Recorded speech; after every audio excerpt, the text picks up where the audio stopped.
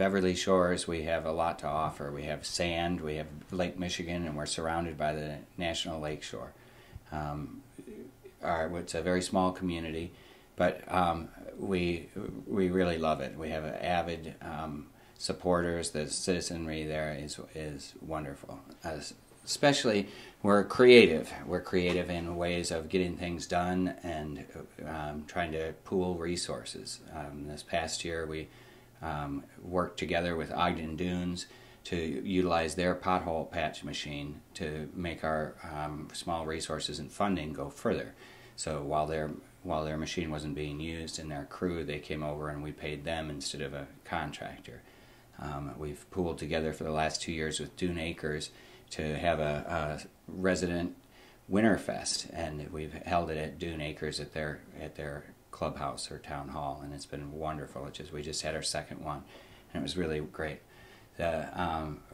We've partnered with the National Lakeshore to get our road fixed. East State Park Road, you don't need a snorkel on your car to get to the beach anymore. They've raised that up. They spent $1.8 million fixing the road and raising it up out of the wetland by about 2 feet, and it's really something. It's a very nice road that we certainly could never have done by ourselves. And so reaching out has been very helpful for us to other partners and to other communities to see if we can get some things done. We've supported the Pines in their attempts to get a comprehensive plan through the RDA, and they're working forward on that. Their first time to update that in a long time, and that's a wonderful thing.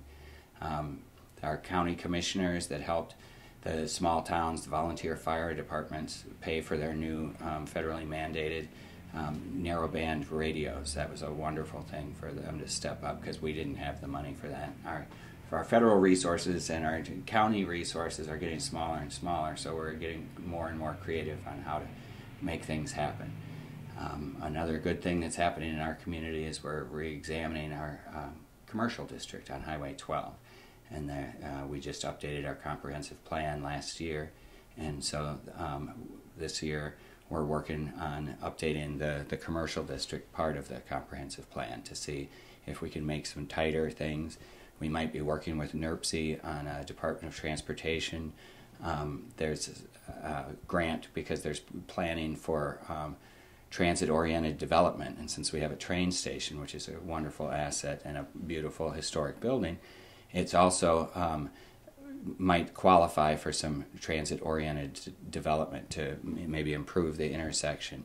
And at that intersection, we have part of our commercial district. We have our liquor store, and we have the beach camp store, but we also have John Jansen and Beth Jansen's gas station and convenience store that's been there for a long time, as well as in the summer, the Rolling Stone Baker pizza truck. And right down the street, we have Bartlett's, which is mainstay all year long, as well as our post office and some art galleries. We have 2 art galleries in the commercial district, but it's a fairly small commercial district, like our fairly small community, but we like it that way. We've worked together with the National Park to try to control traffic. This last year during the World's Fair home tour, we agreed to make it a one-way street and to make the traffic flow better, safer for the pedestrians, the visitors, and the residents.